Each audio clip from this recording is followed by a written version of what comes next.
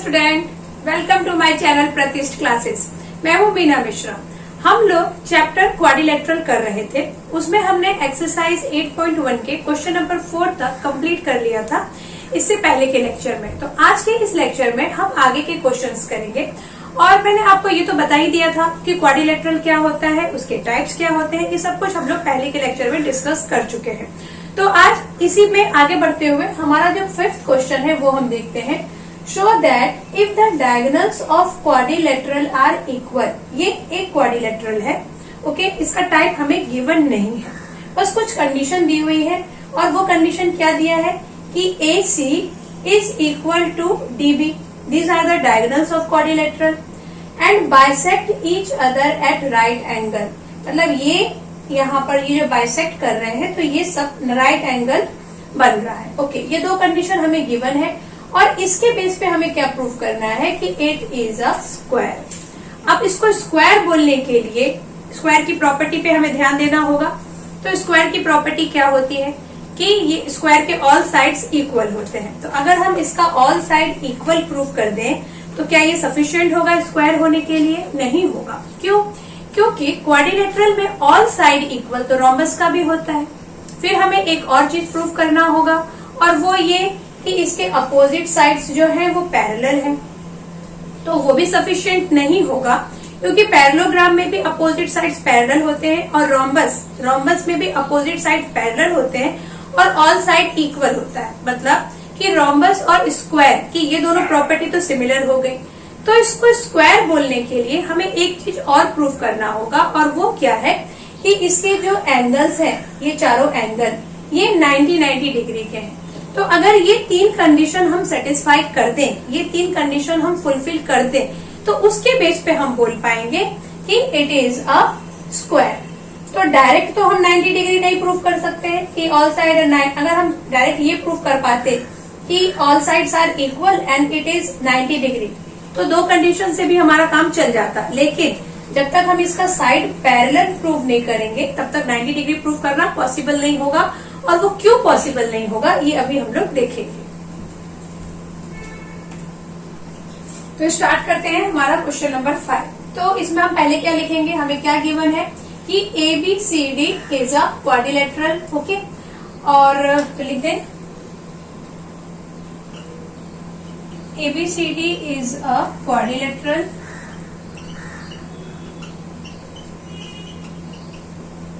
उसके बाद क्या गिवन है हमें AC is equal to DD, ये भी गिवन है। और उसके अलावा कि ये जो बाइसेक्ट करते हैं are equal and bisect each other at right angle. AC is equal to BD and it bisect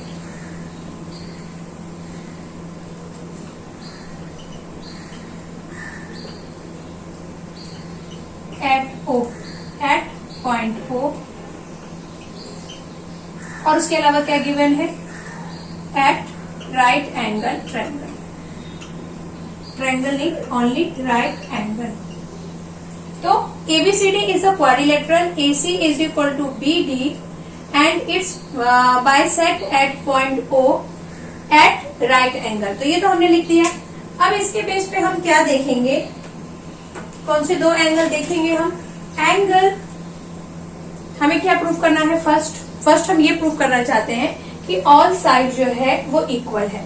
तो अगर हम इन दोनों ट्रायंगल को कंपेयर करें, ट्रायंगल AOB एंड AOD, तो यहां लिख देते हैं in triangle AOB and triangle AOD जब हम कंपेयर करेंगे तो हमें क्या दिखेगा हमें कि AOB एंड AOD में OB is equal to OD, ये गिवन है हमें क्योंकि ये अभी हमने देखा कि ये बाइसेक्ट कर रहा है। तो हम यहाँ लिख सकते हैं OB is equal to OD। क्यों? O is midpoint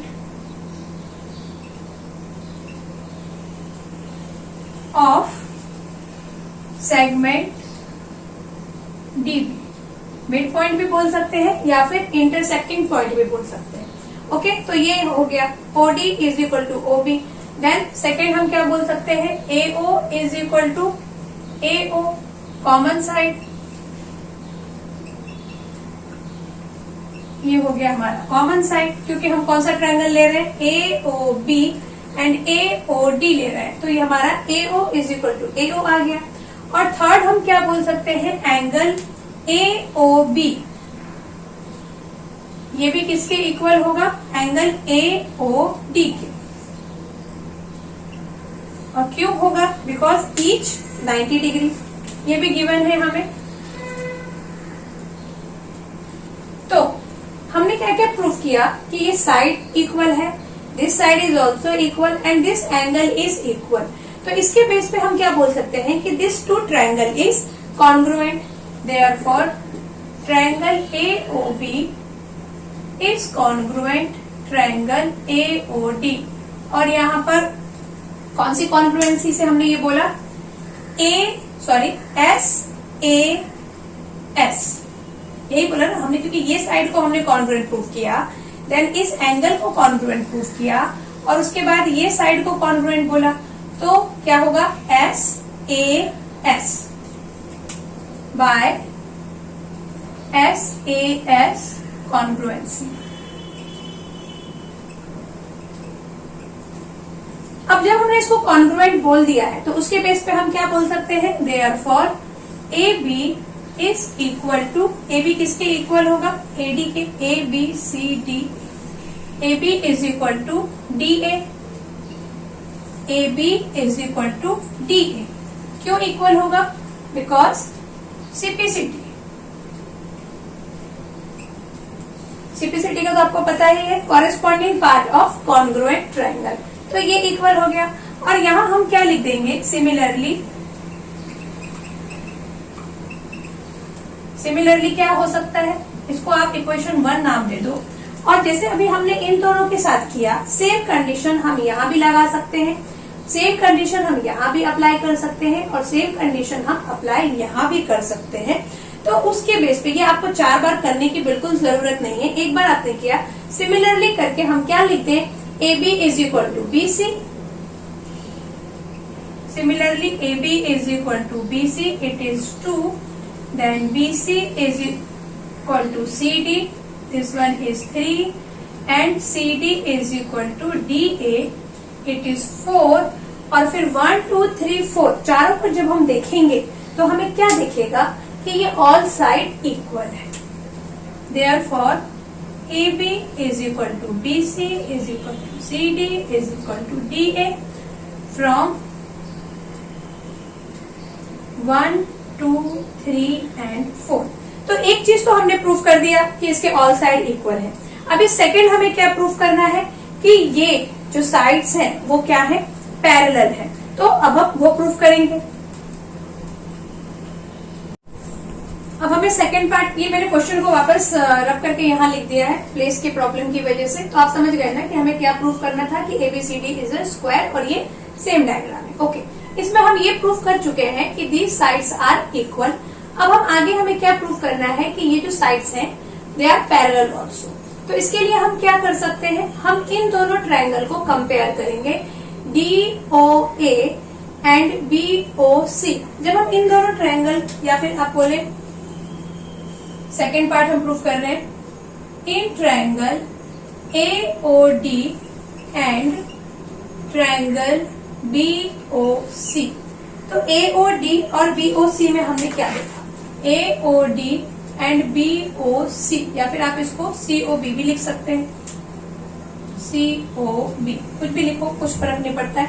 AOD and COB, इसमें हम जब कंपेयर करेंगे तो हमने क्या देखा कि AO इज इक्वल टू क्या है, AO is equal to CO, और ये चीज हमें गिवन है। ऐसे ही और क्या गिवन है, DO is equal to BO and this is also given. ये गिवन है ना कि ये this sides is congruent, AO is equal to OB and BO is equal to OD, ये गिवन है। उसके बाद हम और क्या लिख सकते हैं कि ये फिर हमने ये ए बी और डी सी ये तो अभी प्रूव कर दिया, तो हम ये भी लिख देंगे। सॉरी, हम क्या देख रहे हैं, ए ओ डी और सी ओ पी देख रहे हैं। तो यहाँ पे हमने अभी प्रूव किया कि ये दोनों साइड भी कॉन्ग्रुएंट है, तो हम वो भी लिख दें। A D is equal to B C proved. तो इस तीनों कंडीशन के बेस पे हम क्या लिख पाएंगे, तीनों कंडीशन के बेस पे हम ये लिख सकते हैं A O D and C O B में। ओके, तो ये तीनों कंडीशन के बेस पे हम ये लिख सकते हैं कि triangle A O D is congruent triangle C O B by which test, by which congruency, by S S S congruency. और जब एक बार हमने इसको कॉन्ग्रुएंट प्रूव कर दिया तो उस बेस पे हम क्या बोल सकते हैं कि ये वाला जो ट्रायंगल है 1 और ये वाला जो ट्रायंगल है 2, ये दोनों भी क्या हो सकते हैं, कॉन्ग्रुएंट हो सकते हैं। क्यों? क्योंकि अब तो ये दोनों ट्रायंगल कॉन्ग्रुएंट हो गया है ना, तो ये दोनों एंगल को हम कॉन्ग्रुएंट बोल सकते हैं। तो हम लिख देंगे therefore angle 1 is equal to angle 2। क्यों? CPCT, corresponding part of congruent triangle. लेकिन आप ये देख रहे हैं कि ये जो 1 और 2 है ये क्या है, अल्टरनेट एंगल है। ओके, तो हम यहां लिख सकते हैं but angle 1 and angle 2 is alternate angle.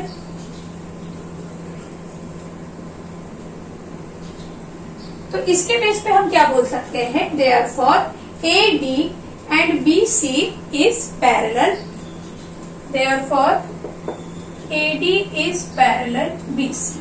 हो सकता है ऐसा, AD is parallel BC हो गया। क्यों? क्योंकि ये अल्टरनेट एंगल है ना। देखो AD और BC अगर पैरेलल हो और ये लाइन जो है वो ट्रांसवर्सल हो जाए तो ये और ये तो इक्वल होंगे ही। तो यहाँ पे ये और ये पहले इक्वल हो गए, उसके बेस पे हमने इन दोनों को पैरेलल बोल दिया। और सिमिलरली हम बाकी जो अदर साइड है उसको भी पैरेलल बोल सकते हैं। तो सिमिलरली क्या हो गया, AB is parallel CD, ये भी पैरेलल हो गया। तो अब हमारे पास क्या है, एक ऐसा पैरेललोग्राम है जिसके ऑल साइड्स इक्वल है, क्योंकि ऑल साइड हमने अभी इक्वल प्रूव किया और अपोजिट साइड्स आर पैरेलल, वो हमने अभी जस्ट प्रूव किया है। तो वो क्वाड्रिलेटरल जिसमें ऑल साइड इक्वल होते हैं, अपोजिट साइड पैरेलल होते हैं, उसको हम रोम्बस भी बोलते हैं। मतलब हमारे पास एक रोम्बस आ गया है। तो हम यहाँ क्या लिख सकते हैं, so we have a parallelogram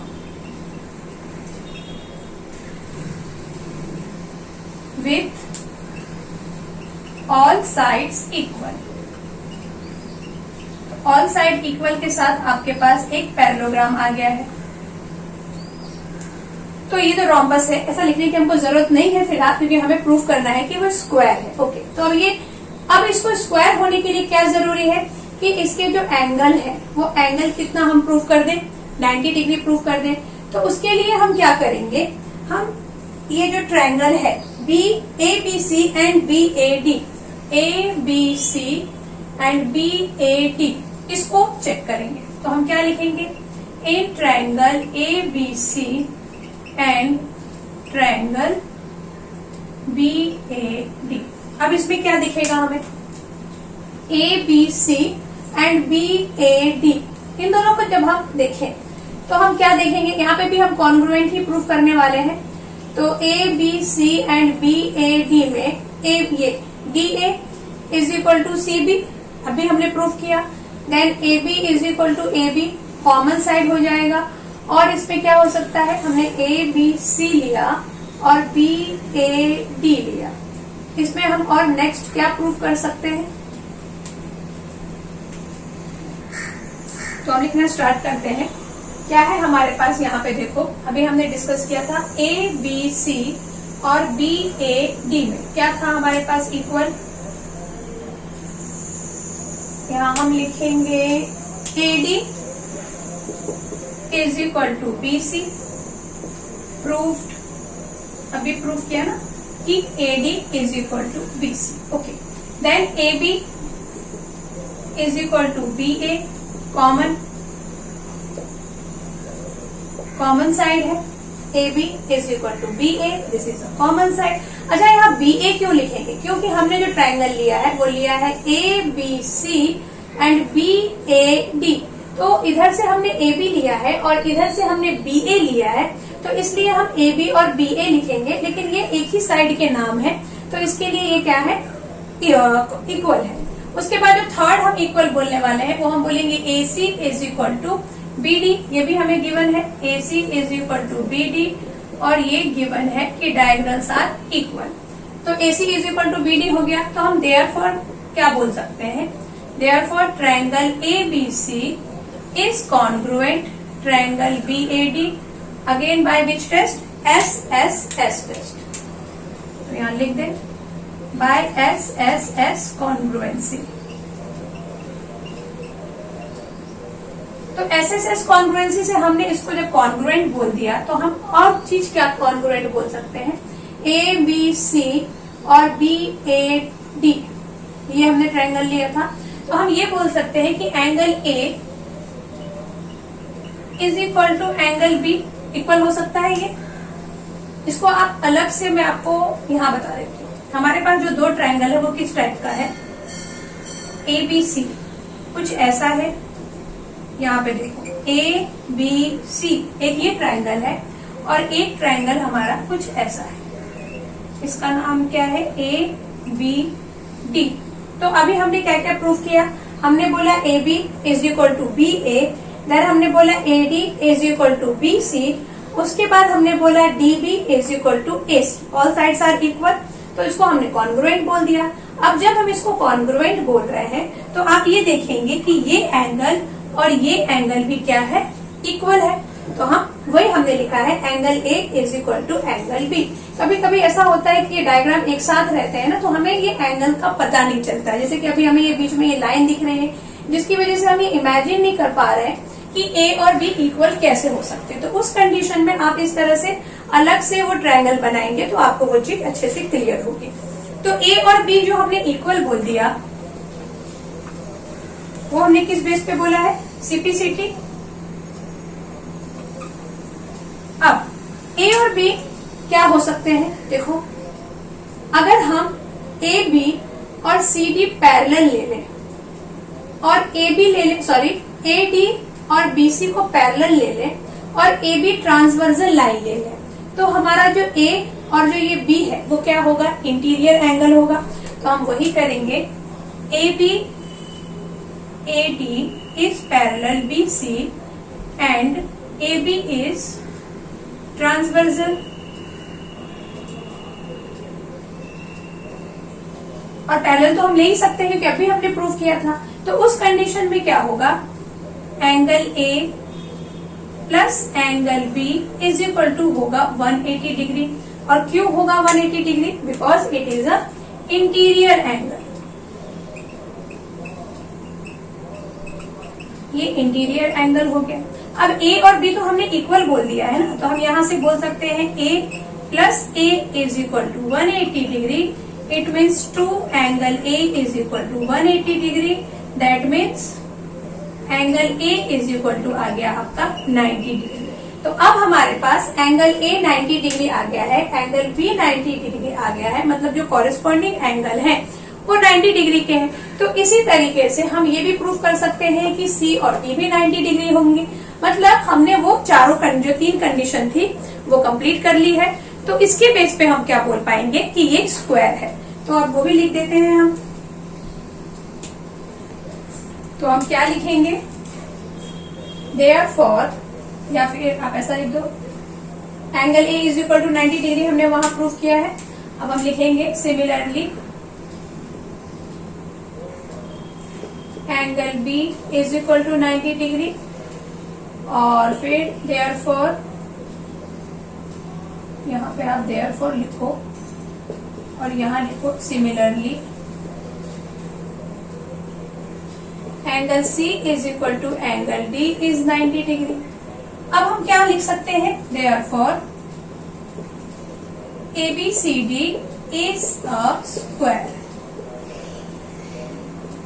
okay, क्यों स्क्वायर क्यों हो गया ये? क्योंकि यहाँ पे हम ऑलरेडी लिख चुके थे कि वो पैरेललोग्राम है, साइड्स इक्वल है। हम अपने ये भी बोल दिया कि उसके जो कॉरेस्पॉन्डिंग एंगल है वो 90 डिग्री है, तो हम उसके बेस पे बोल सकते हैं कि ABCD is a square.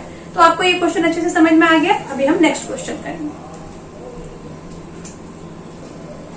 Next question क्या है? Diagonals AC of parallelogram ABCD। ABCD हमें पैरेललोग्राम दिया हुआ है और AC इज अ डायगोनल। उसके बाद क्या बोल रहा है कि ये एंगल A को बाइसेक्ट कर रहा है। बाइसेक्ट कर रहा है मतलब ये 1 और 2 जो एंगल है दैट इज इक्वल। तो हमें शो क्या करना है कि यही लाइन, ये जो डायगोनल है वो एंगल C को भी बाइसेक्ट करेगा। मतलब हमें ये बोलना है कि 3 and 4 इज ऑल्सो इक्वल। तो फर्स्ट कंडीशन तो ये प्रूव करनी है। तो देन उसके बाद हमें क्या प्रूव करना है? ABCD is a rhombus. तो रोम्बस है। अब पैरेललोग्राम तो दिया हुआ है। पैरेललोग्राम, अगर पैरेललोग्राम और रोम्बस की ऑलमोस्ट सारी प्रॉपर्टी सेम होती है, सिर्फ एक प्रॉपर्टी के अलावा, और वो प्रॉपर्टी क्या है कि पैरेललोग्राम में only opposite sides are equal, but in rhombus all side are equal. तो अगर हम इसमें सेकंड के लिए ये प्रूव कर दे कि ऑल साइड्स आर इक्वल, तो हम इसको रोम्बस भी बोल पाएंगे। तो 1 by 1 हम कंडीशन लेते हैं। पहले हम ये लेंगे it bisect angle C also. तो पहला कंडीशन प्रूव करने के लिए हम यहाँ से स्टार्ट करेंगे सोल्यूशन। फर्स्ट क्या दिया हुआ है हमें? ABCD is a parallelogram. ABCD is a parallelogram दिया हुआ है and diagonal AC of a parallelogram ABCD bisect angle A। और क्या दिया हुआ है? Diagonal AC bisect angle A। What it means? It means angle 1 is equal to angle 2.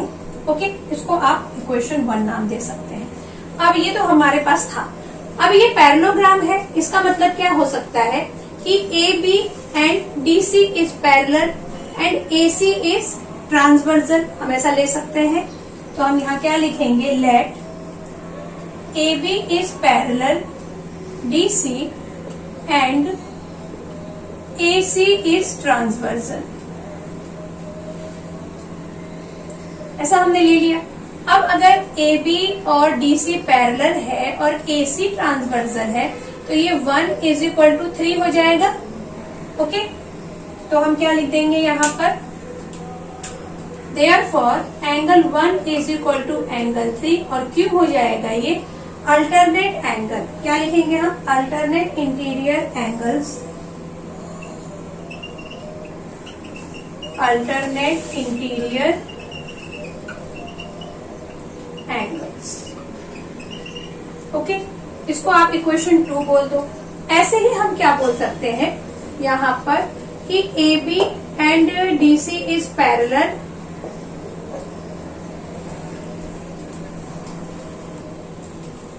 तो मैं यहाँ लिख देती हूँ। यहाँ हम क्या लिखेंगे? AD is parallel BC। अब हम नेक्स्ट क्या लेने वाले हैं? AD is parallel BC, again AC is transversal और this time angle 2 and angle 4 is congruent. ये देखो ये कैसे होगा कि अगर ये ऐसा हम पैरेलल लेते हैं, ये A है, this one is D, it is B and it is C, और ये जो AC है ये हम ऐसा ट्रांसवर्सल ले लेते हैं, तो कौन से एंगल कॉन्ग्रुएंट होंगे? ये दोनों, और ये दोनों का नाम क्या है? 2 and 4। तो इस तरह से आप अलग से, जैसा कि मैंने अभी आपको बताया था कि अगर ये पूरे डायग्राम में आपको क्लियर नहीं हो रहा है तो आप सिर्फ उतने पार्ट को साइड में बना के भी समझ सकते हैं कि कैसे 2 और 4 कॉन्ग्रुएंट होंगे। तो AD and BC is parallel and AC is transversal.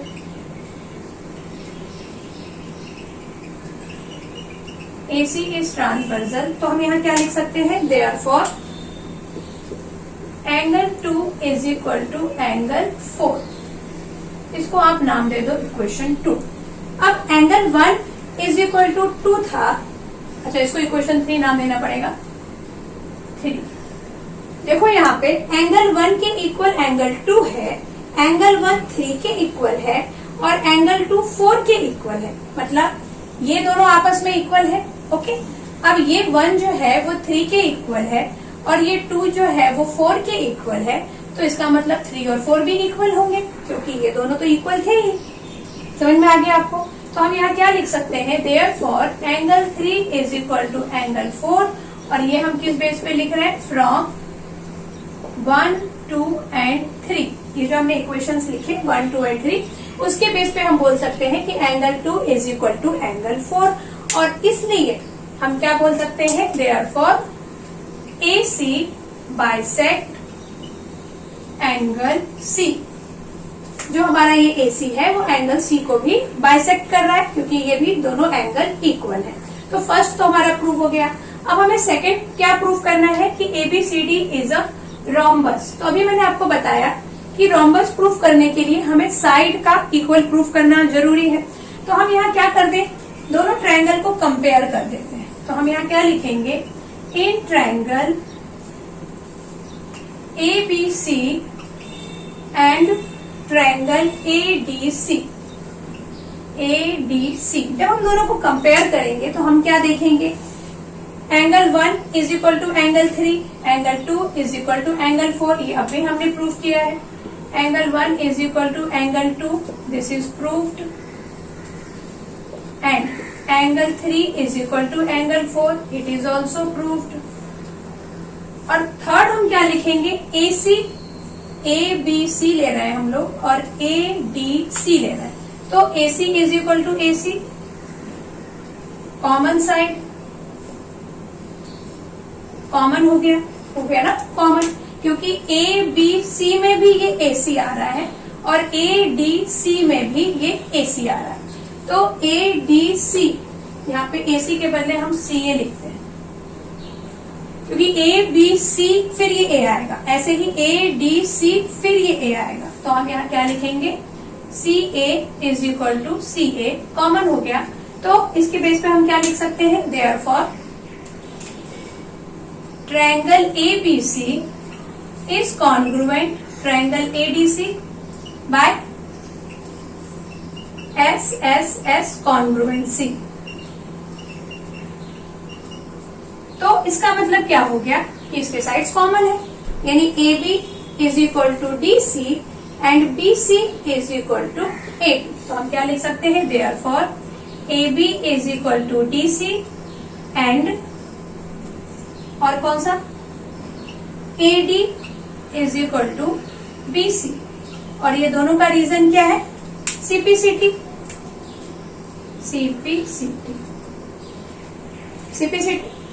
Corresponding part of congruent triangle. तो ये दोनों साइड हमने कॉन्ग्रुएंट बोल दिया, और इसके बेस पे हम बोल सकते हैं क्या कि ABCD इज अ रोम्बस।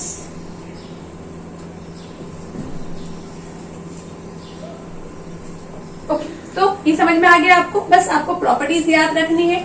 ये डायग्राम में कुछ प्रॉब्लम होता है तो ऐसा साइड में आप लोग उसके मतलब हाफ डायग्राम, यानी जितना हम ले रहे हैं सिर्फ उतने को साइड में बना के आप इजीली समझ सकते हैं। और प्रॉपर्टीज तो आपको याद हो ही गई है, नहीं हुई है तो जैसे जैसे आप प्रैक्टिस करेंगे आपको याद हो ही जाएगा।